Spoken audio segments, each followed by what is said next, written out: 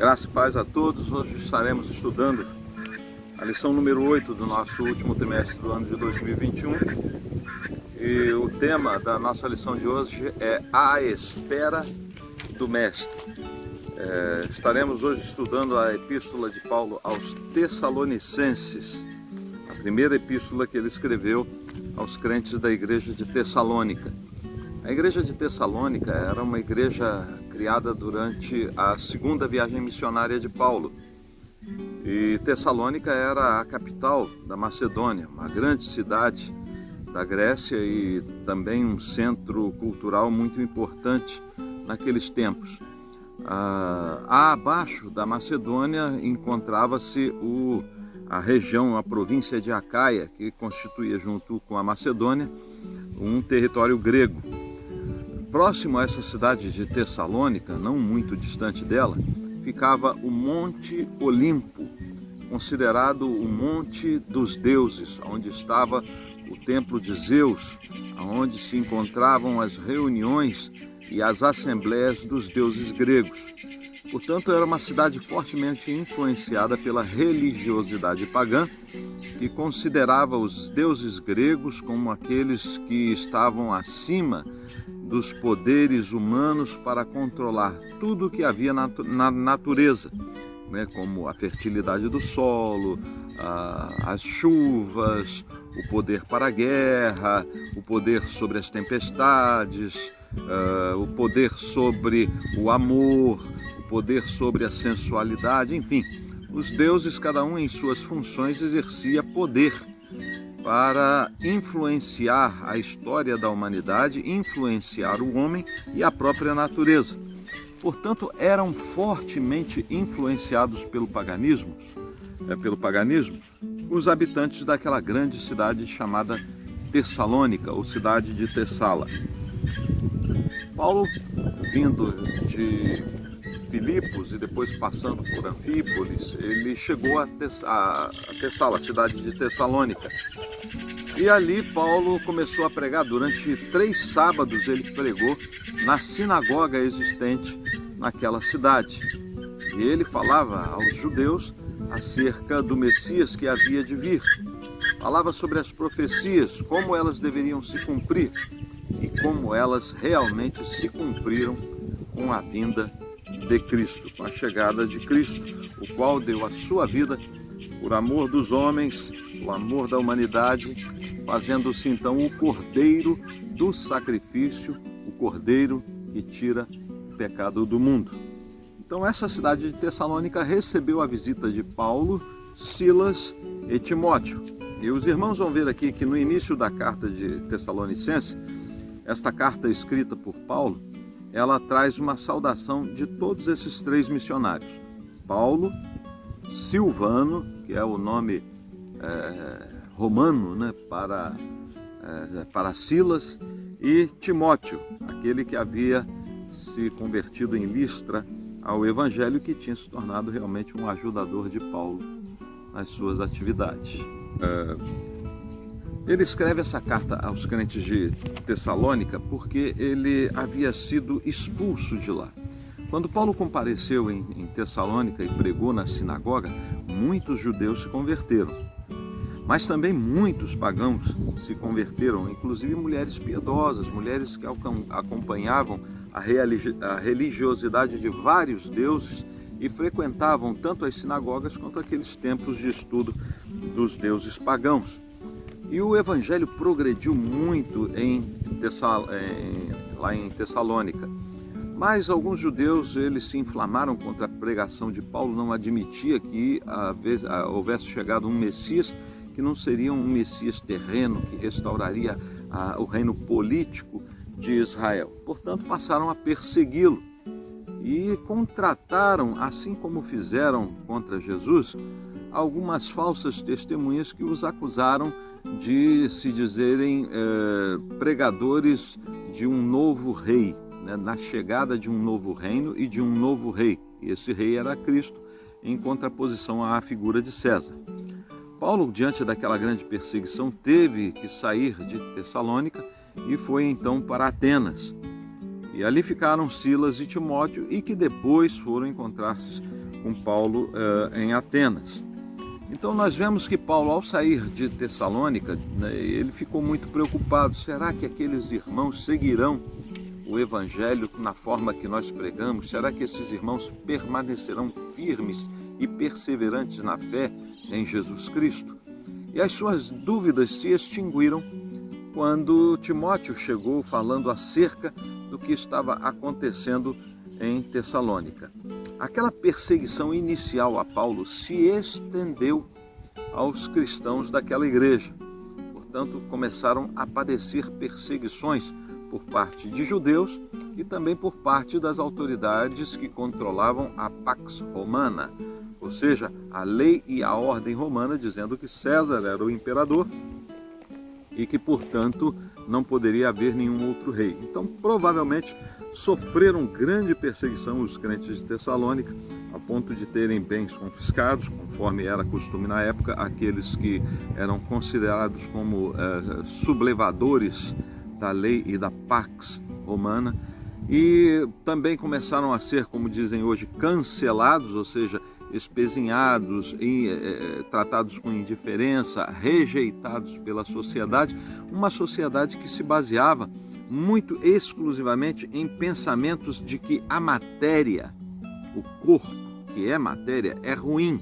O pensamento grego dizia que o espírito é bom, mas o corpo, a matéria, é ruim. Portanto, você deve desprezar a matéria. E muitas correntes filosóficas diziam, inclusive, que você podia fazer com o corpo aquilo que quisesse, porque ele era ruim, desde que você não contaminasse o seu espírito ou a sua alma. Portanto, Paulo havia ficado muito preocupado se realmente a semente do Evangelho plantada no coração daqueles crentes, ela estava germinando, estava florescendo e também estava frutificando. Mas as notícias foram boas. Timóteo levou a ele notícias de que, apesar de toda aquela perseguição, eles estavam firmes na fé. Algumas coisas estavam acontecendo. Eles ainda estavam debaixo de forte influência da filosofia e da religiosidade grega, uma filosofia que basicamente na época se alicerçava no pensamento de Epicuro, os epicureus, e dos estoicos. Os epicureus diziam isso, que a matéria ela é completamente ruim, então, portanto, você tem que usá-la para poder usufruir de todos os prazeres possíveis com o seu corpo, permitindo qualquer coisa, desde que não se contaminasse a sua alma. Portanto, a promiscuidade, toda a perversão sexual, a imoralidade, elas eram permitidas, porque era um pecado, vamos dizer assim, contra o corpo. E se o corpo era ruim, não havia nada de errado nisso. Enquanto os epicureus diziam que você tinha que se manter-se num nível de equilíbrio capaz de controlar seus sentimentos para que não fosse influenciado pelas forças externas, mantendo apenas internamente o seu equilíbrio. Era chamada ataraxia, ou seja, uma forma de comportamento que era indiferente a todas as fontes e forças externas que poderiam te, vamos dizer assim, levar a ter ódio, raiva ou extrema alegria. Então você tinha que manter-se num equilíbrio para alcançar então um estado de espírito elevado. Era uma ideia praticamente panteísta, ou seja, permaneça como uma árvore. Diziam alguns até que era melhor ser um cão do que ser um homem, pois o cão não se preocupava com o futuro, não se deixava influenciar por aquelas coisas externas da vida e vivia apenas para atender às suas necessidades mais básicas. Era este o pensamento dominante na cidade de Tessalônica e em boa parte da Grécia. E Paulo combatia aquele pensamento dizendo que nós tínhamos que viver uma vida segundo a vontade de Deus e segundo o comportamento de Cristo, vivendo para a sua glória e para a sua exaltação, que a razão do viver do homem é para a glorificação de Deus e não para atender às suas próprias paixões e instintos, vivendo alheio a tudo aquilo que acontece, passando a vida apenas como um observador.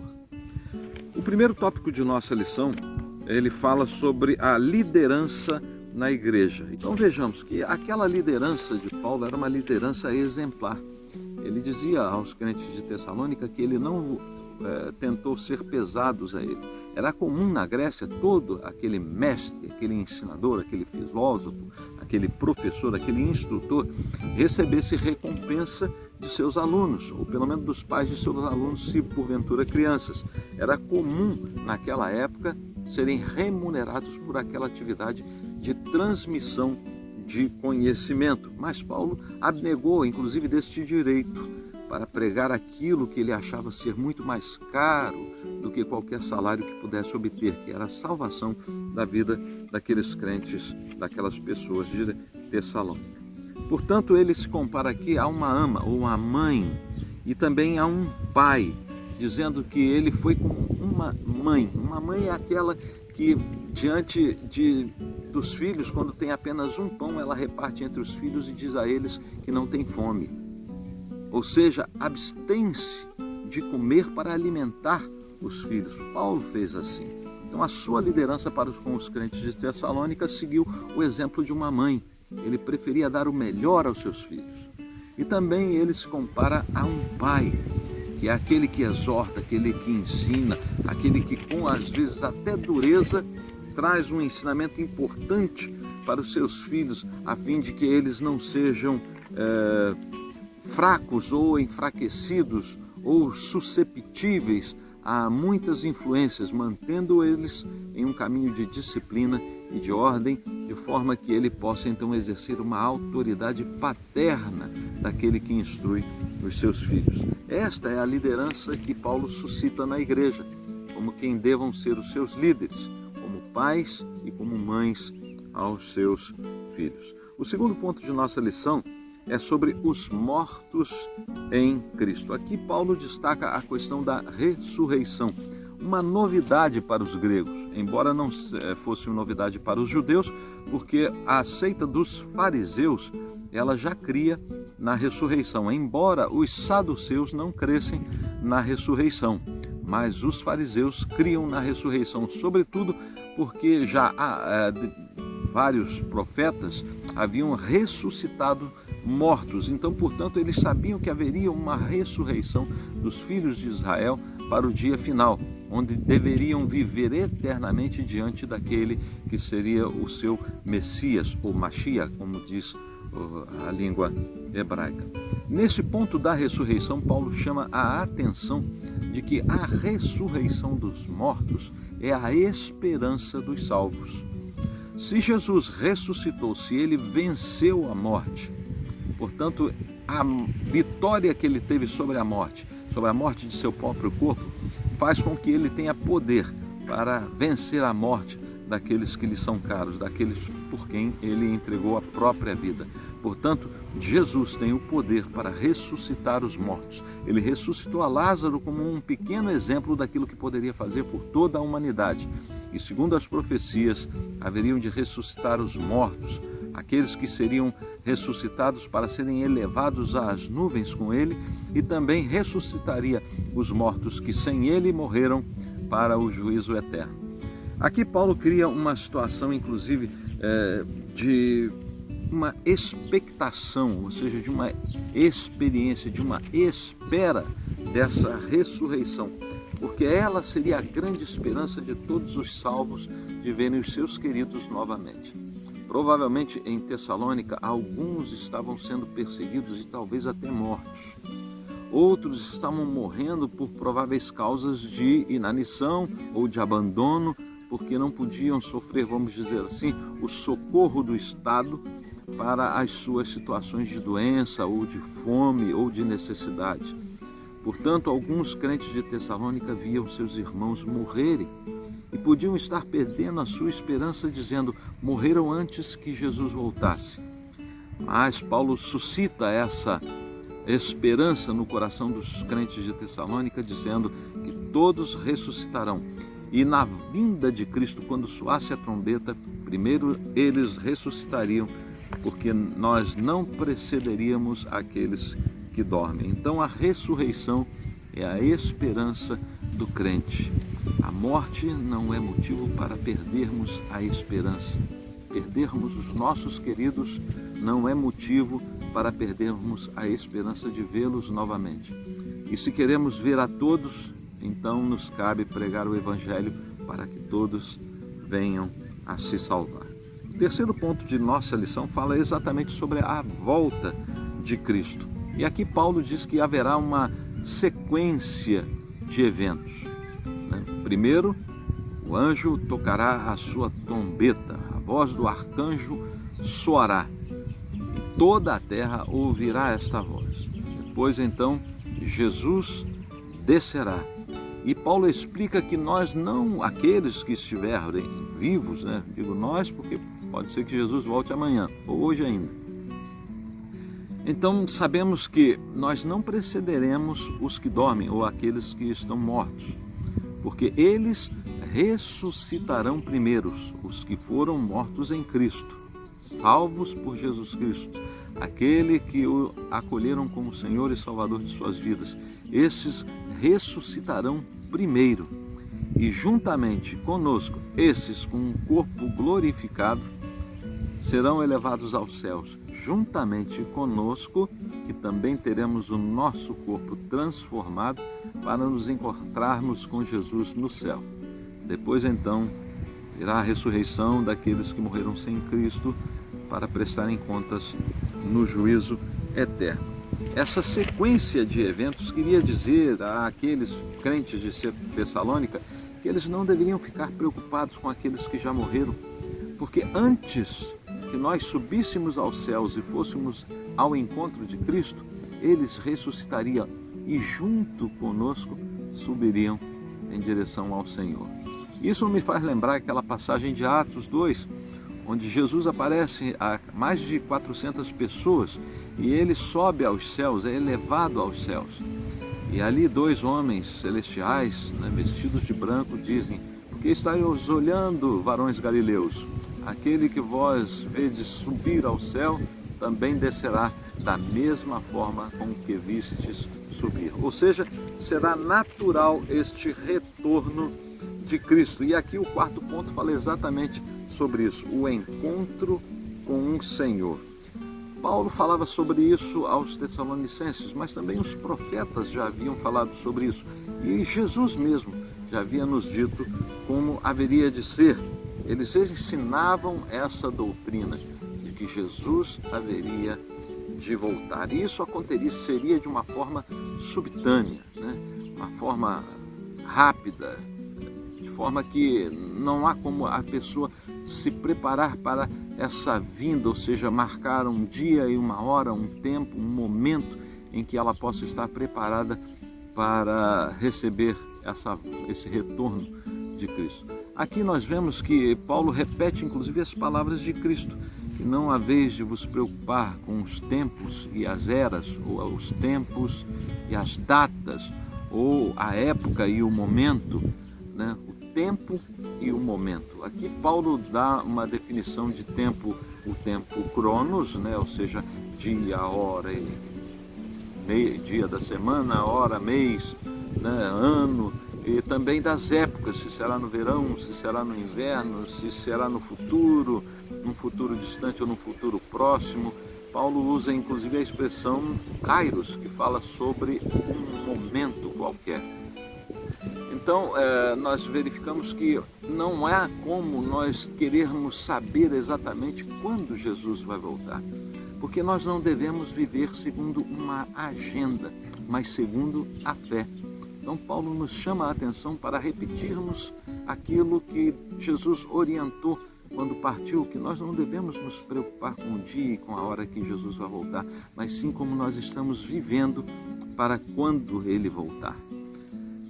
Esse encontro, essa doutrina da subitaneidade, faz com que Paulo nos diga a estarmos sempre atentos ou vigilantes e também sóbrios, mantendo o equilíbrio, sabendo que essa volta com certeza acontecerá, embora nós não saibamos o dia, a hora, o mês ou a estação do tempo, o ano.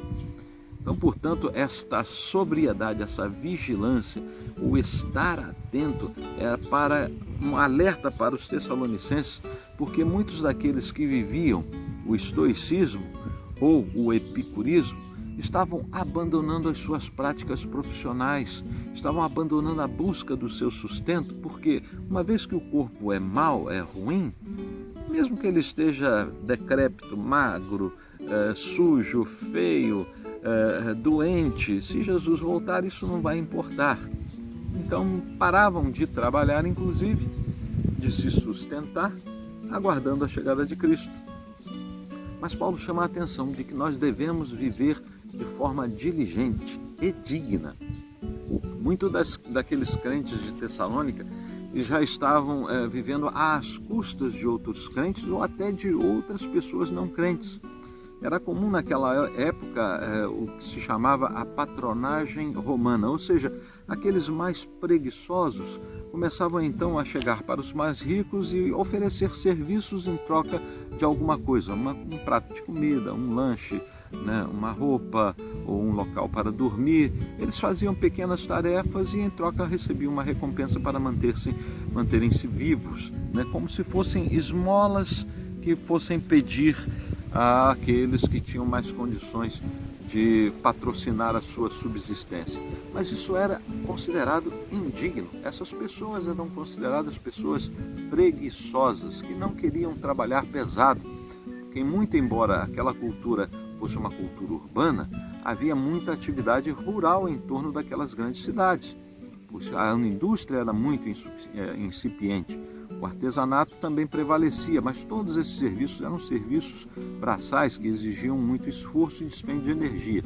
E muitos já estavam abandonando essas coisas, esperando a volta de Cristo, né? Então, Paulo recomenda que nós vivamos com dignidade diante dos outros para sermos exemplo. Exemplo de quê? De dignidade. Os filhos do Rei, os filhos de Deus, aqueles que foram salvos por Jesus, não podem viver mendigando.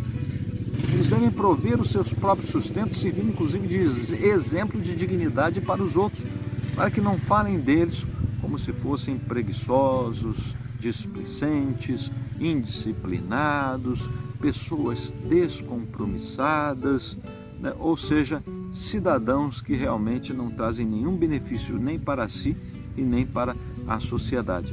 Paulo chama a atenção disso. Portanto, não viva como os epicureus, abominando o seu próprio corpo, achando que o corpo é ruim. Ora, a criação de Deus, toda ela é muito boa. Diz em Gênesis que quando Deus terminou de criar todas as coisas, olhou e disse que viu que tudo era muito bom. Portanto, nós temos que valorizar a criação de Deus, valorizar o nosso próprio corpo e toda a demais criação, inclusive aquele que muitas das vezes nos faz até mal. Ele também é criação de Deus. Portanto, também não podemos viver como aqueles estoicos que estão indiferentes a tudo. Vivem como árvores, apenas apreciando o tempo e descobrindo aquilo que acontece sem querer participar de todos esses acontecimentos.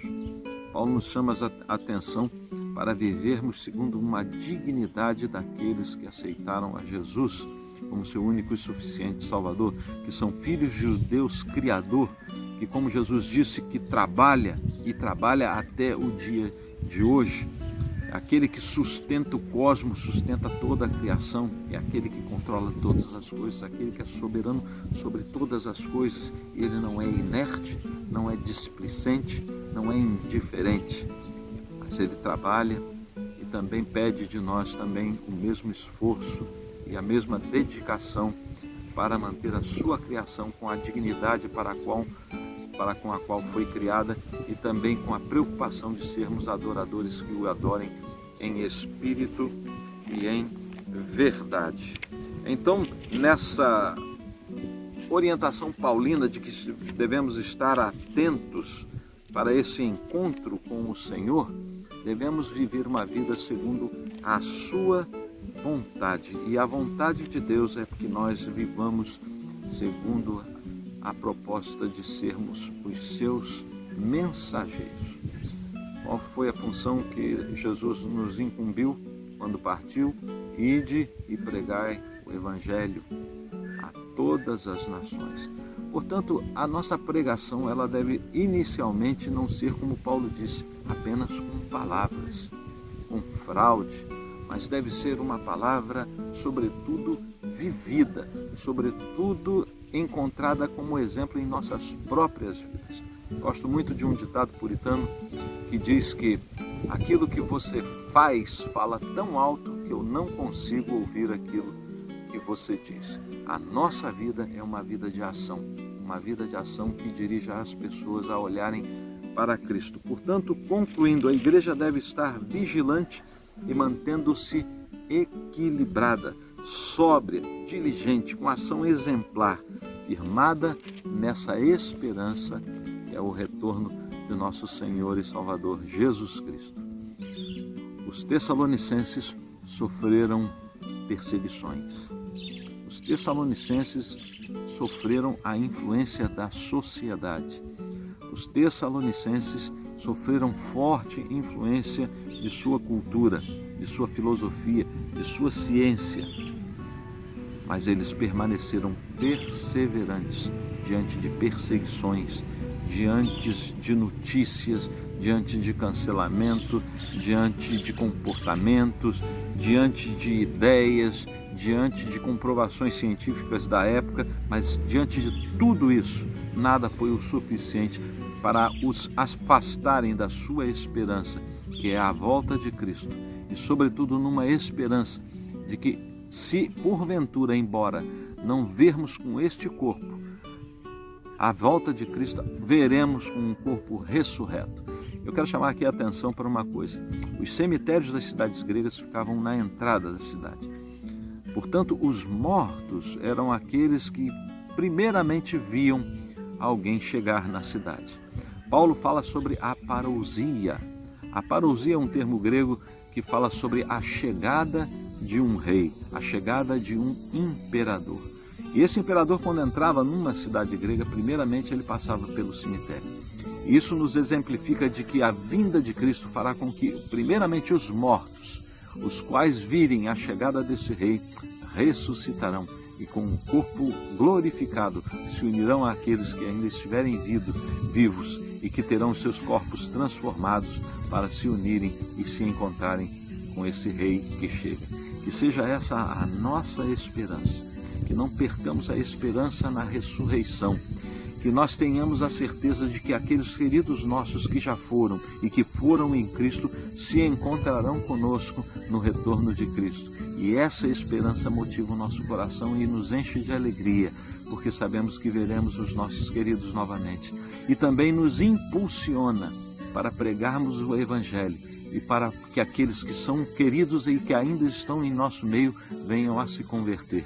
Por isso, devemos pregar o Evangelho, instar, pregar em tempo e fora de tempo, para que aqueles que nos são queridos também venham a conhecer a esse Jesus que ressuscitou dos mortos e que há de nos ressuscitar e nos levar com ele aos céus. Que a nossa esperança seja a esperança daqueles crentes de Tessalônica. Que Deus nos abençoe e até a próxima lição.